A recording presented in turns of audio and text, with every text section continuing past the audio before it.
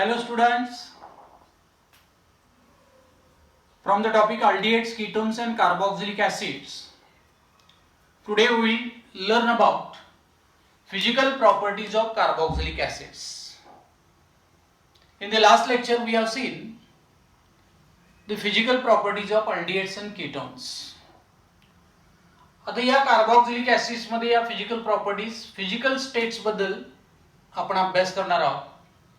त्यांचे boiling points यांचा सखोल अभ्यास करायचा आहे आणि सोल्युबिलिटी इन वॉटर म्हणजे पाण्यामध्ये त्यांची सोल्युबिलिटी किती प्रमाणामध्ये आहे. आता या प्रॉपर्टीज आपण एकानंतर एक पाहणार आहोत.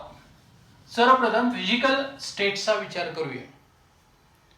Now from these carboxylic acids up to carbon atom number 9 जे पहिले 9 जे कार्बोक्सिलिक ऍसिड्स आहेत, these carboxylic acids are colorless liquids with irritating smell. म्हणजे हे रंगहीन आहेत, द्रवरूप पदार्थ आहेत आणि त्यांचा स्मेल आहे तो इरिटेटिंग प्रकारचा स्मेल आहे. म्हणजे हा स्मेल घेतल्यानंतर थोडासा त्रास होतो, इरिटेटिंग स्मेल, इरिटेशन होतं. आणि कार्बन ॲटम नंबर 10 ऑनवर्ड्स म्हणजे कार्बन ॲटमची संख्या 10 किंवा त्यापेक्षा जर जास्त असेल, so these carboxylic acids are colourless, odourless, waxy solids. म्हणजे हे वॅक्सी सॉलिड्स आहेत, त्यांना कोणत्याही प्रकारचा कलर नाही आहे, त्यांना स्मेल नाही आहे, दे लुक लाईक वॅक्स. हे कोणते कार्बन ॲटम नंबर 10 किंवा त्यापेक्षा जास्त असणारे कार्बोक्सिलिक ऍसिड्स. तर कार्बोक्सिलिक ऍसिड्स मध्ये OH हा फंक्शनल ग्रुप आहे. मागच्या लेक्चर मध्ये बघितलंय OH हा मोर पोलर बॉन्ड आहे. ऑक्सिजन ॲटमवर डेल्टा मायनस चार्ज, हायड्रोजन ॲटमवर डेल्टा प्लस चार्ज आहे आणि म्हणून हे carboxylic acids intermolecular hydrogen bonding तयार करतात. and because of the more polar OH bond, these carboxylic acids are generally have higher boiling points than ethers, alkanes, alcohols, aldehydes and ketones of same molecular mass. म्हणजे हा bond मोर polar असल्यामुळे यांचे boiling points alkanes, ethers, alcohols, aldehydes आणि ketones of same molecular mass पेक्षा जास्त. आता या carboxylic acids मध्ये 9 कार्बन ॲटम पर्यंतचे जे कार्बोक्सिलिक ऍसिड्स आहेत ते लिक्विड फेज मध्ये आहेत, जे द्रवरूप अवस्थेमध्ये आहेत. अशा लिक्विड फेज मध्ये जर आपण ऍसिडिक ऍसिडचा विचार केला, ऍसिडिक ऍसिड हा structural formula CH3 C double bond O single bond OH. आता हा कार्बोनिल ग्रुप यामध्ये या ऑक्सिजन ॲटमवर नेहमी डेल्टा मायनस चार्ज असेल, कार्बन ॲटमवर डेल्टा प्लस चार्ज. OH मध्ये hydrogen atom is carrying delta plus charge and oxygen atom is carrying delta minus charge. हा लिक्विड आहे. म्हणजे या लिक्विड फेज मध्ये असे 2 कार्बोक्सिलिक ऍसिड्स डायमर रिंग तयार करतात. पहा, सेकंड कार्बोक्सिलिक ऍसिड विचारात घेऊया आपण, C डबल बॉन्ड O आणि या ठिकाणी CH3 आहे. इथं डेल्टा प्लस चार्ज, याच्यावर डेल्टा मायनस चार्ज, इथं delta plus charge, oxygen atom is carrying delta minus charge. आता या 2 ऍसिडिक ऍसिड मोलेक्युल मध्ये पहिल्या ऍसिडिक ऍसिडचा ऑक्सिजन ॲटम की ज्याच्यावर डेल्टा मायनस चार्ज आहे तो दुसऱ्या ऍसिडिक ऍसिडच्या हायड्रोजन ॲटमकडे अट्रॅक्ट होतो आणि अट्रॅक्ट झाल्यामुळे इथं इंटरमोलेक्युलर हायड्रोजन बॉन्डिंग तयार होतं.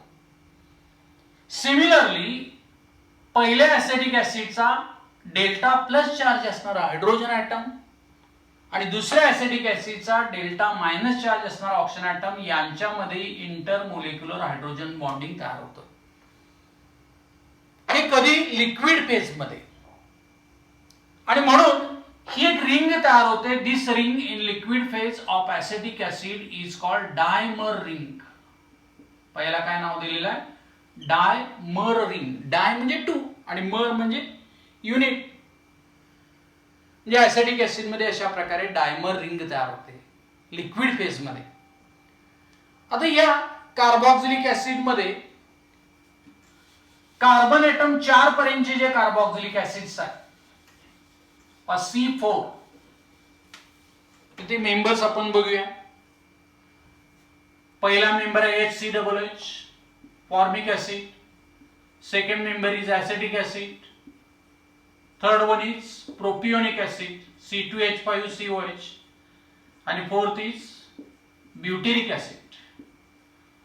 हे जे पहिले 4 मेंबर्स आहेत these members are miscible with water due to formation of intermolecular hydrogen bonding with water. हे सगळे पाण्यामध्ये मिसिबल आहेत, जे सहजासहजी पाण्यामध्ये ते मिसळतात, जे दुधाप्रमाणे ते पाण्यामध्ये मिसळतात. का मिसळतात? कारण ते पाण्याबरोबर हायड्रोजन बॉन्ड तयार करतात.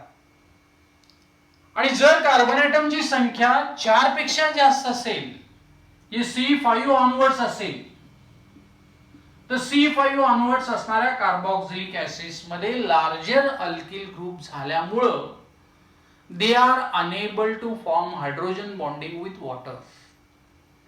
म्हणून कार्बन एटमची संख्या जर वाढत गेली म्हणजेच मोलिक्युलर मास या कार्बोक्सिलिक ऍसिड मध्ये वाढत गेलं, दे are less soluble in water. With increase in the molecular mass solubility in water decreases.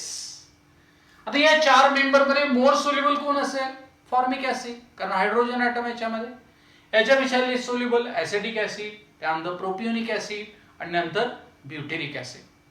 आणि C5 ऑनवर्ड जर आपण बघितले, जे व्हॅलेरिक ऍसिड असेल, कॅप्रोइक ऍसिड असेल, they are less soluble in water. म्हणजे मोलिक्युलर मास वाढत गेलं, their solubility in water decreases. Why decreases? Because they are having hydrophobic nature with water. म्हणजे हा अल्किल ग्रुप लार्जर असल्यामुळं they are unable to form strong hydrogen bonds with water. आता या carboxylic acid मध्ये एरोमॅटिक carboxylic ऍसिडचा विचार केला. By example of aromatic carboxylic acid is benzoic acid. Aromatic carboxylic acid घेऊया आपण benzoic acid. The benzene ring is attached with COOH. याचं नाव दिलेलं आहे बेन्झोइक acid. Now this benzoic acid is also insoluble in water. म्हणजे ring आहे, या ring मुळे हा पाण्यामध्ये इनसोल्युबल आहे. जे अलिफॅटिक कार्बोक्सिलिक ऍसिड मध्ये पहिले 4 मेंबर्स आहेत more soluble. Aromatic carboxylic acid is insoluble in water. Water soluble carboxylic acids are soluble in water insoluble carboxylic acids are soluble in less polar solvents like ether, alcohol, benzene, etc. हा पाण्यामध्ये insoluble आहे. हा कशामध्ये soluble होणार? अशा लेस polar organic solvent मध्ये तो soluble होईल. लेस पोलर ऑर्गॅनिक सॉल्व्हेंटची उदाहरणं दिलेली आहेत. इथर आहे, इथाइल अल्कोहोल आहे किंवा बेन्झिन आहे. या बेन्झिन मध्ये हा बेन्झोइक ऍसिड मोर सोल्युबल होतो. म्हणजे या फिजिकल प्रॉपर्टीज कार्बोक्सिलिक ऍसिडच्या तुम्हाला समजल्या का पहा. आता पोलॅरिटी ऑफ कार्बोनिल ग्रुप पाहायचं आहे. पण नेक्स्ट पॉइंट फिजिकल प्रॉपर्टीज मध्ये polarity of carbonyl group. Polarity of CO group.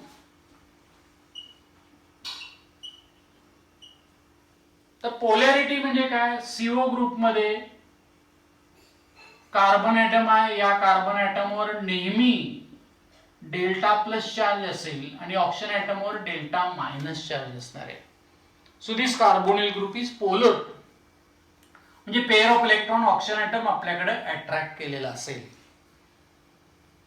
म्हणजेच कार्बन ऍटमवर डेल्टा प्लस चार्ज आला, ऑक्सिजन ऍटमवर डेल्टा मायनस चार्ज आला. आता या कार्बोनिल ग्रुप मध्ये याच्यावर डेल्टा प्लस चार्ज आहे, इथं डेल्टा मायनस चार्ज आहे.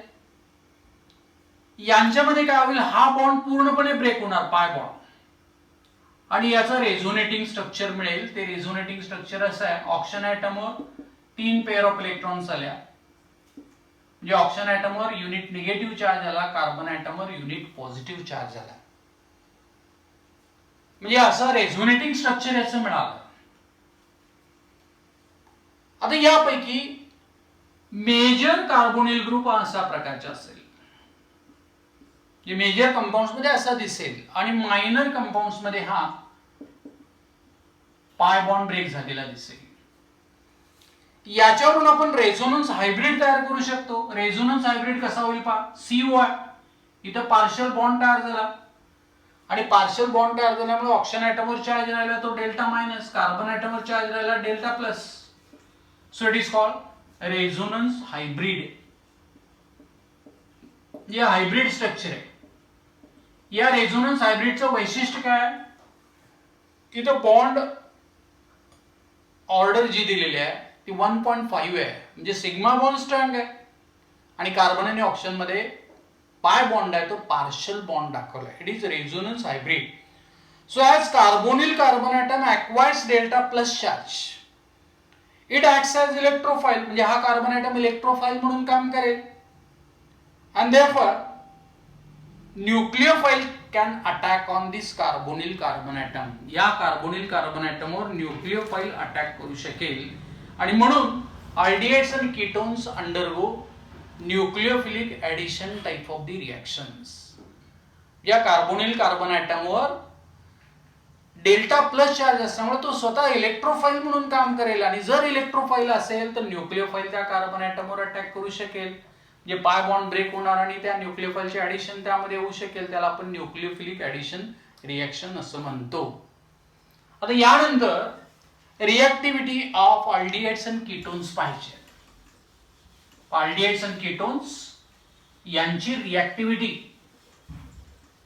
आता अल्डिहाइड आणि कीटोन यांच्यामध्ये आपण बघितलेलं आहे स्ट्रक्चरल डिफरन्स आहे. अल्डिहाइडचा जनरल फॉर्म्युला काय दाखवलेला आहे, RCHO. Aldehydes have general formula RCHO and ketones have general formula RCOR. म्हणजे हा जो कार्बोनिल कार्बन ॲटम आहे याच्या सभोवताली अल्डिहाइड्स मध्ये एक अल्किल ग्रुप आणि हायड्रोजन ॲटम जोडलाय. कीटोन मध्ये मात्र तसं नाही. Carbonyl carbon atom is attached with two alkyl groups. So crowding is increased. या क्राउडिंगला आपण स्टेरिक हिंडरन्स असं म्हटलेलं आहे. Due to polarity of carbonyl carbon atom aldehydes are more reactive than ketones towards nucleophilic attack. या हायड्रोजन ॲटम मुळे हे aldehydes ketones पेक्षा more reactive आहेत न्यूक्लियोफिलिक ऍडिशन रिएक्शन मध्ये. It is well explained in terms of influence of electromeric effect and steric effect. हे कशावरून explain करणार आपण. पहिला मुद्दा आहे influence of electromeric effect. Influence of electromeric effect. आणि दुसरा फॅक्टर अफेक्टिंग आहे स्टेरिक इफेक्ट, STERIC. तर स्टेरिक याचा अर्थ काय, गर्दी. त्या कार्बोनिल कार्बन ॲटमच्या सभोवताली गर्दी किती आहे. आता पहिला पॉइंट आपण बघूया इन्फ्लुएन्स ऑफ इलेक्ट्रोमेरिक इफेक्ट. म्हणजे या इलेक्ट्रोमेरिक इफेक्टचा प्रभाव त्याच्यावर किती पडला हे आपल्याला यामध्ये पाहायचं आहे. In ketones two alkyl groups. Ketone मध्ये two alkyl groups are attached to the carbonyl carbon atom, and in aldehydes only one alkyl group and one hydrogen atom is attached to the carbonyl carbon atom. म्हणजे या alkyl ग्रुपवर inductive effect कोणता आहे, plus हा effect. हे positive inductive effect असणारे दोन alkyl groups ketones मध्ये कार्बोनिल कार्बन ॲटमला जोडलेले आहेत, which decrease the positive polarity and electrophilicity. प्लसचा इफेक्ट असणारे दोन अल्किल ग्रुप्स जर या कार्बन ॲटमला जोडलेले असतील तर या कार्बन ॲटमची पॉझिटिव्ह पोलॅरिटी हे दोन इलेक्ट्रॉन रिलीजिंग अल्किल ग्रुप्स कमी करणार, म्हणजे त्याची इलेक्ट्रोफिलिसिटी कमी होईल. या उलट अल्डिहाइडचा विचार केला तर अल्डिहाइड मध्ये कार्बोनिल कार्बन ॲटमला एक हायड्रोजन ॲटम जोडलाय. हायड्रोजन ॲटमचा positive inductive effect alkyl group पेक्षा कमी आहे. अल्किल ग्रुपचा positive inductive effect hydrogen atom पेक्षा जास्त आहे. म्हणजे कमी पॉझिटिव्ह इंडक्टिव्ह इफेक्ट असणारा हायड्रोजन ॲटम असल्यामुळे which increases electrophilicity of that carbon atom, आणि म्हणून aldehydes are more reactive than ketones. Aldehydes are more reactive than ketones in nucleophilic addition type of the reactions. तर दुसरा point आहे त्यामध्ये steric effect. Point number 2 STERIC effect. आता कीटोनचा general formula आपण जर बघितला तर तो असा आहे RCOR. या कार्बन ॲटमवर डेल्टा प्लस चार्ज आहे, हायड्रोजन ऑक्सिजन ॲटमवर डेल्टा मायनस चार्ज आहे, आणि अल्डिहाइडचा जनरल फॉर्म्युला RCHO. इथेही डेल्टा प्लस चार्ज, याच्यावर delta minus charge. Oxygen atom is carrying delta minus charge. So two bulky alkyl groups are attached to the carbonyl carbon atom in ketone. जे दोन bulky alkyl groups आहेत ketone मध्ये, हे bulky alkyl groups carbonyl carbon ॲटमला जोडलेत. हे कशाच्या वे मध्ये येणार? जो न्यूक्लियोफाइल याच्यावर अटॅक करणार आहे त्याच्या वे मध्ये ही बल्की अल्किल ग्रुप्स येतात.